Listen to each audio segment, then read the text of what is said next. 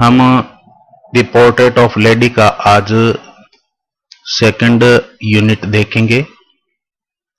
पिछले यूनिट के अंदर हम पढ़ चुके हैं कि ग्रैंडफादर और ग्रैंडमदर का कैरेक्टर स्केच किस प्रकार का था। विलेज लाइफ ऑथर की किस प्रकार की थी, और जब ये सिटी में आ गए तो उसके बाद में ग्रैंडमदर का डेली रूटीन क्या था।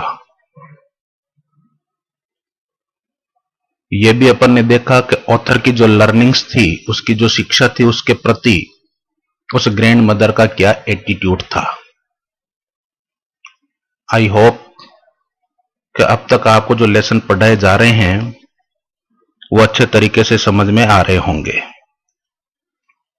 उसी लेसन को आगे बढ़ाते हुए आज अपन पढ़ते हैं कि आगे की लाइफ उस ग्रैंडमदर की और इस ऑथर की किस प्रकार से बीती थी। When I decided to go abroad for further studies, जब मैंने आगे की पढ़ाई के लिए अब्रॉड जाने का निश्चय किया। अब्रॉड मीन्स विदेश। आगे की पढ़ाई के लिए जब मैंने विदेश जाने का निश्चय किया, आई वॉज श्योर, मुझे पक्का विश्वास था, माई grand mother would be upset, कि मेरी दादी मां उदास हो जाएगी। I would be away for 5 years, मैं 5 साल के लिए दूर रहने वाला था। एंड एट हर एज, और उसकी उम्र को देख करके वन कुड नेवर टेल, कोई भी नहीं बता सकता था। इस लाइन का मतलब होता है कि उसकी उम्र को देख करके यह नहीं कहा जा सकता था कि ऑथर जब 5 साल बाद में वापस लौट करके आएगा तो उसकी दादी मां जिंदा रहेगी भी या नहीं रहेगी। But my grand mother could, author कहता लेकिन मेरी दादी मां जरूर जानती थी। She was not even sentimental, वह बिल्कुल भी सेंटिमेंटल नहीं थी, मीन्स भावुक नहीं थी। She came to leave me at the railway station, वह मुझे छोड़ने के लिए रेलवे स्टेशन आई। बट डिड नॉट टॉक और शो एनी इमोशन, परंतु न तो उसने मुझसे बात की और न ही किसी प्रकार की भावनाएं प्रदर्शित की। Her lips moved in prayer, उसके होठ प्रार्थना में हिल रहे थे। Her mind was lost in prayer, उसका मस्तिष्क भी प्रार्थना में खोया हुआ था। Her fingers were busy telling the beats of her rosary, उसकी अंगुलियां उसके मनकों की माला को, बीट्स ऑफ रोजरी मनकों की माला को जपने में व्यस्त थी। Silently she kissed my forehead, चुपचाप उसने मेरे ललाट को चूमा। एंड व्हेन आई लेफ्ट, और जब मैं वहां से विदा हुआ, I cherish the most imprint as perhaps the last sign of a physical contact between us. I cherished, cherished means संजो करके रखना, तो मैंने संजो करके रखा। द मोइस्ट इम्प्रिंट, इस नमी युक्त चिन्ह को। As perhaps the last sign of a physical contact between us, शायद हमारे बीच का यह जो शारीरिक संपर्क था, इसके अंतिम चिन्ह के रूप में मैंने उस नमी युक्त चिन्ह को संजो करके रख दिया। When I went to university, जब मैं विश्वविद्यालय चला गया, I was given a room of my own, मुझे मेरा खुद का कमरा दे दिया गया। The common link of friendship was snapped. मित्रता का ये जो सामान्य लिंक था वह अब चटक गया था, वह टूट गया था। स्नैप मीन्स टूट जाना। माई grand mother accepted her seclusion with resignation. मेरी दादी मां ने रेजिग्नेशन के साथ, रेजिग्नेशन मीन्स अनिच्छा, अनिच्छा के साथ में उसने अपने सेक्लूजन को स्वीकार कर लिया था। सेक्लूजन मीन्स अकेलापन या अलगाव। तो मेरी दादी मां ने अनिच्छा के साथ में इस अलगाव को या अकेलेपन को स्वीकार कर लिया। She rarely left her spinning wheel. वह मुश्किल से ही अपने चरखे को छोड़ती थी। स्पिनिंग व्हील्स चरखे को कहा जाता है। टू टॉक टू एनीवन यानी किसी से भी बातचीत करने के लिए, किसी से भी बातचीत करने के लिए वह मुश्किल से ही अपने चरखे को छोड़ती थी। फ्रॉम सनराइज टू सनसेट, सूर्योदय से सूर्यास्त तक। She said by her wheel spinning, वह अपने चरखे के पास में बैठी रहती। एंड रिसाइटिंग प्रेयर्स, और प्रार्थनाएं उच्चारित करती रहती। रिसाइट का मतलब होता है उच्चारण करना। ओनली इन द आफ्टरनून, केवल दोपहर के समय। She relaxed for a while, वह थोड़ी देर के लिए आराम किया करती थी। टू फीड द स्पेरोज, गोरैयाओं को खाना खिलाते समय, यानी उसके आराम का जो समय होता था वह भी केवल गोरैयाओं को खाना खिलाने वाला ही समय होता था। While she sat in the veranda, जब वह बरामदे के अंदर बैठ जाती। Breaking the breads into little bits, और रोटी के छोटे छोटे टुकड़े करती रहती। Hundreds of little birds collected around her, सैकड़ों की संख्या में ये छोटे छोटे पक्षी वहां इकट्ठे हो जाते।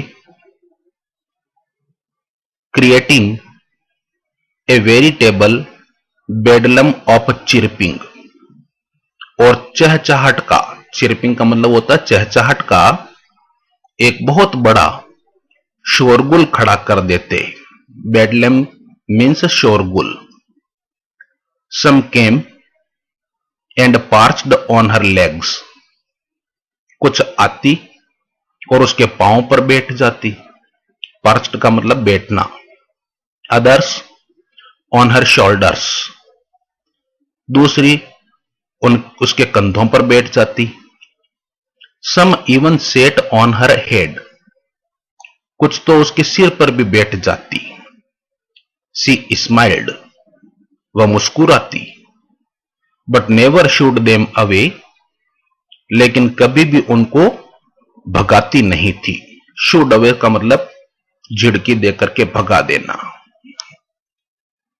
It used to be the happiest half hour of the day for her, यह प्राय है उसके दिन का जो आधा घंटा होता था वह सबसे सुखद समय हुआ करता था।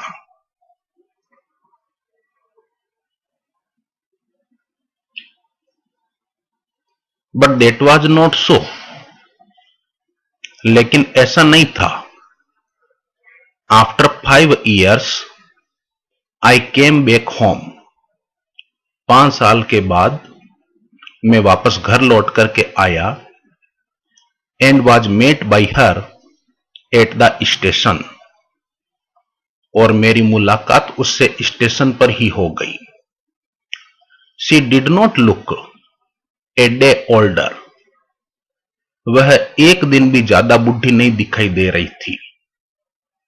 She still had no time for words, शब्दों के लिए अभी भी उसके पास में समय नहीं था। And while she clasped me in her arms, और जब उसने मुझे अपनी बाहों में जकड़ा, क्लैप्स मीन्स जकड़ना, I could hear her reciting prayers, मैं उसे प्रार्थनाएं उच्चारित करता हुआ सुन सकता था। Even on the first day of my arrival, यहां तक कि मेरे आगमन के पहले दिन भी her happiest moments were with her sparrows, उसके सबसे सुखद क्षण अपनी गोरैयाओं के साथ में ही थे। होम शी फेड लॉन्गर, जिसको वह लंबे समय से खाना खिला रही थी। एंड विद फ्रिवोलियस रिब्यूक्स, साथ ही साथ हल्की झिड़कियां भी दे दिया करती थी। इन द इवनिंग, शाम के समय, ए चेंज केम ओवर हर, उसमें एक परिवर्तन आ गया। शी डिड नॉट प्रे, उसने प्रार्थना नहीं की। She collected the woman of the neighbourhood, उसने आस पड़ोस की औरतों को इकट्ठा किया। गॉट ए ओल्ड ड्रम, एक पुराना सा ढोल लिया। एंड स्टार्टेड टू सिंग, और वह गाने लगी। फॉर सेवरल आवर्स, अनेक घंटों तक, she thumped the sagging skin of a dilapidated drum. Dilapidated का मतलब होता है जीर्ण शीर्ण। उस जीर्ण शीर्ण ढोल की सेगिंग स्किन, सेगिंग मीन्स ढीली पड़ी हुई, उस जीर्ण शीर्ण ढोल की ढीली पड़ी हुई चमड़ी को वह अपने हाथों से बजाती रही। And sang of the homecoming of warriors, और योद्धाओं के गृह आगमन के गीत गाने लगी। We had to persuade her, to stop, to avoid over straining. Over straining का मतलब होता है अत्यधिक थकावट। अत्यधिक थकावट से बचने के लिए और उसे रोकने के लिए हमें उसे परस्यूड करना पड़ा, बहलाना पड़ा। That was the first time, और यह पहली बार ऐसा हुआ था। Since I had known her, जब से मैं उसको जानता था। That she did not pray, कि उसने प्रार्थना नहीं की थी। नेक्स्ट मॉर्निंग, अगली सुबह, शी वॉज टेकन इल, वह बीमार पड़ गई। It was a mild fever, यह हल्का बुखार था। And the doctor told us, और डॉक्टर ने हमें बताया, दैट इट वुड गो, कि इसका यह बुखार चला जाएगा। But my grand mother thought differently, लेकिन मेरी दादी मां भिन्न तरीके से सोचती थी। शी टोल्ड अस, उसने हमें बताया, that her and was near, कि उसका अंतिम समय नजदीक आ गया है। She said that since only A few hours before the close of the first chapter of her life, उसने ये बात उस समय कही।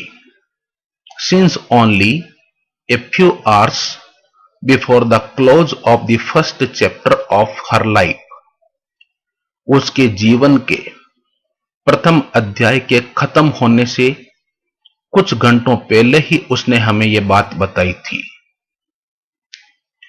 शी हैड ओमिटेड प्रे, उसने प्रार्थना करना छोड़ दिया।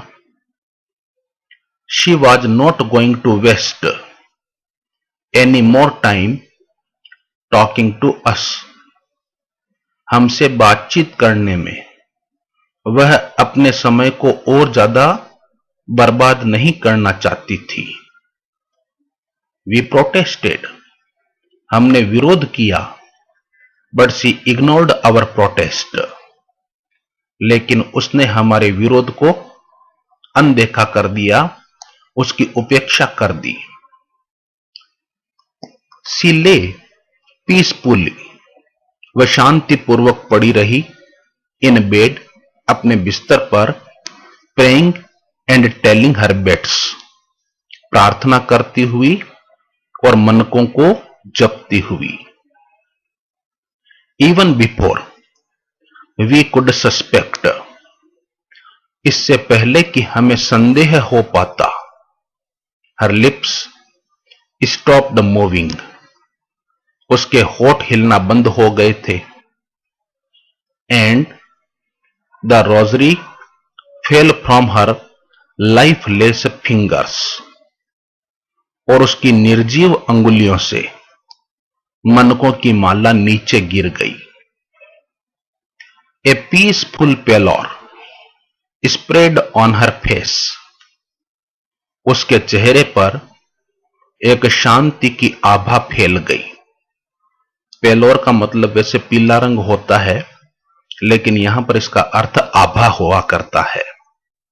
तो उसके चेहरे पर एक शांतिपूर्ण आभा फैल गई, एंड वी न्यू, और हमें पता चल गया, दैट शी वॉज डेड, कि वह मर चुकी है।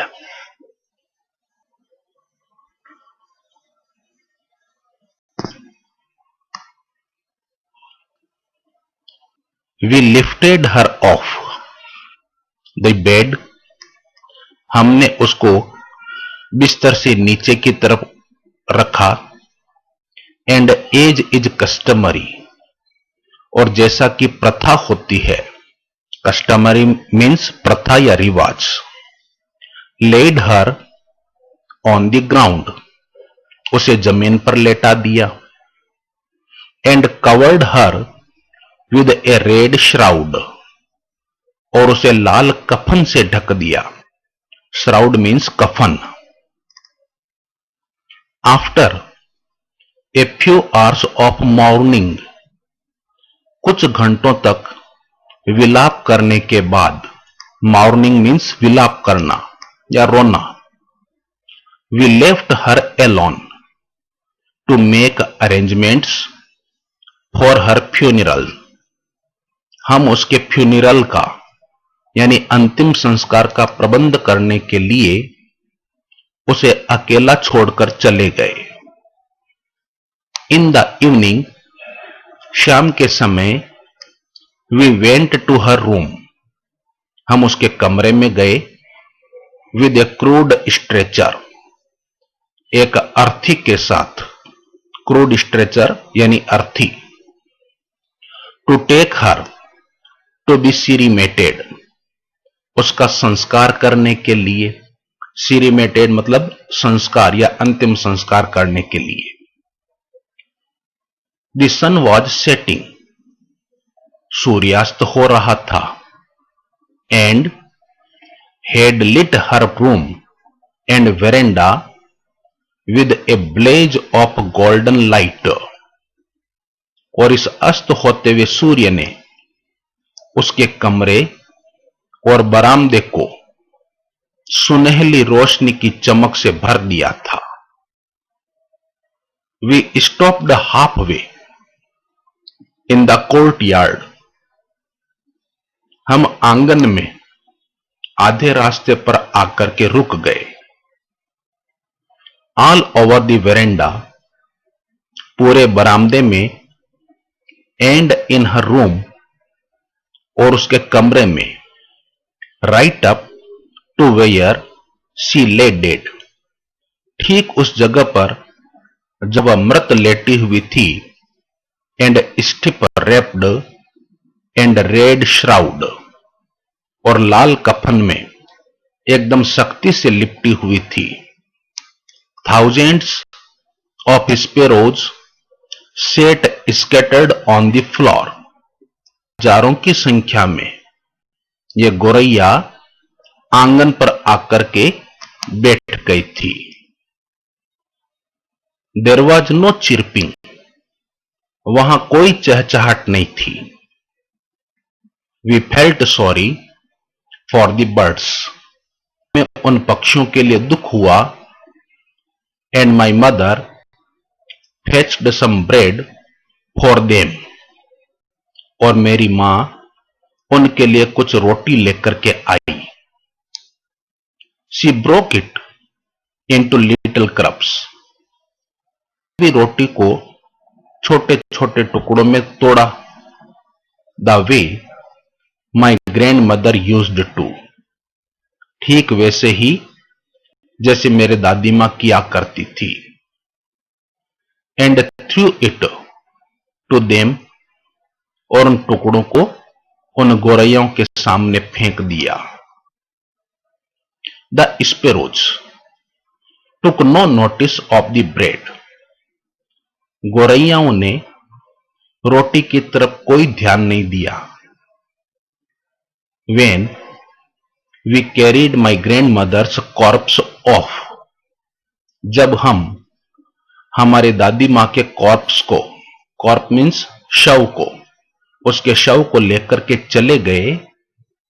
दे फ्लू अवे क्वाइटली, तो वे चुपचाप वहां से उड़ गई। नेक्स्ट मॉर्निंग, अगली सुबह, the sweeper swept the bread crumbs into the dustbin, अगली सुबह सफाई वाले ने उन रोटी के टुकड़ों को साफ करते हुए डस्टबिन में डाल दिया। इस प्रकार हम देखते हैं कि इस ऑथर का अपनी दादी मां के साथ में किस प्रकार से जीवन बीता था।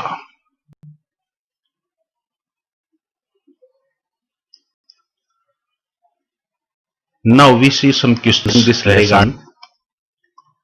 बहुत इजी लेसन है ये, और इंपॉर्टेंट लेसन भी है। एग्जाम के अंदर इनमें से एक क्वेश्चन जरूर पुटअप होता है, चाहे वो लॉन्ग आंसर टाइप क्वेश्चन हो या फिर शॉर्ट आंसर टाइप क्वेश्चन हो। इसलिए इजी लेसन होने के साथ साथ इंपॉर्टेंट लेसन भी है। अब हम क्वेश्चंस देखते हैं। पिछले यूनिट के अंदर भी आपको 6 क्वेश्चंस बताए गए थे, और इस यूनिट के अंदर आपके सामने 4 क्वेश्चंस रख रहे हैं। फर्स्ट क्वेश्चन है, what was the routine of the grand mother in a city, शहर में ग्रैंड मदर का रूटीन क्या था। तो हमने पहली यूनिट में देखा था कि गांव के अंदर तो वह ऑथर को पूरा तैयार करती, स्कूल भी जाती और अपने दूसरे वर्क भी किया करती थी। लेकिन सिटी के अंदर ग्रैंड मदर के लिए कोई विशेष काम नहीं था, इसलिए वह दिन भर चरखा चलाती रहती, अपनी प्रार्थनाएं बोलती रहती, और दिन का जो आधा घंटा हुआ करता था वह गोरैयाओं को खाना खिलाने के अंदर व्यतीत हो जाया करता था। तो विलेज लाइफ और सिटी लाइफ के अंदर एक बहुत बड़ा डिफरेंस अपने को यहां पर देखने को मिलता है। सेकंड क्वेश्चन दे रखा है, what was the relationship of the grand mother with the sparrows, गोरैयाओं के साथ में ग्रैंड मदर का क्या रिलेशनशिप था। तो अपन देखते हैं कि दादी मां का उन स्पैरोज के साथ में एक इंटीमेट रिलेशनशिप था, बहुत घना संबंध था। वह गोरैयाओं को रोटी के छोटे छोटे टुकड़े करके खिलाती, गोरैया उसके पांव पर आकर बैठती, कुछ उसके कंधों पर भी बैठ जाती, और यहां तक कि कुछ उसके सिर पर भी बैठ जाती। वह मुस्कुराती, लेकिन उन्हें कभी भी भगाती नहीं थी। तो इस प्रकार से हम देखते हैं कि दादी मां उन गौरैयाओं के साथ में बहुत खुश रहा करती थी।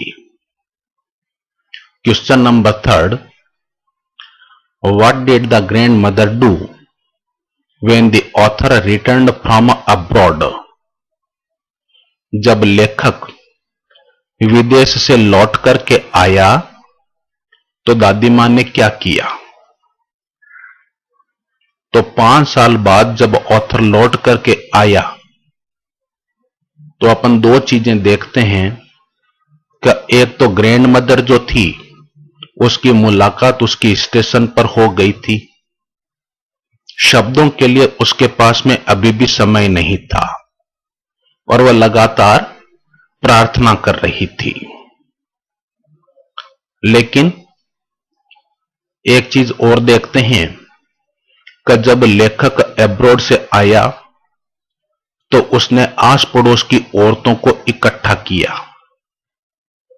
एक पुराना सा ड्रम लिया, डेलेपिडेटेड ड्रम लिया और उसकी शेगिंग को वह थपथपाने लगी, यानी हाथों से बजाने लगी और योद्धाओं के गृह आगमन के गीत गाने लगी थी।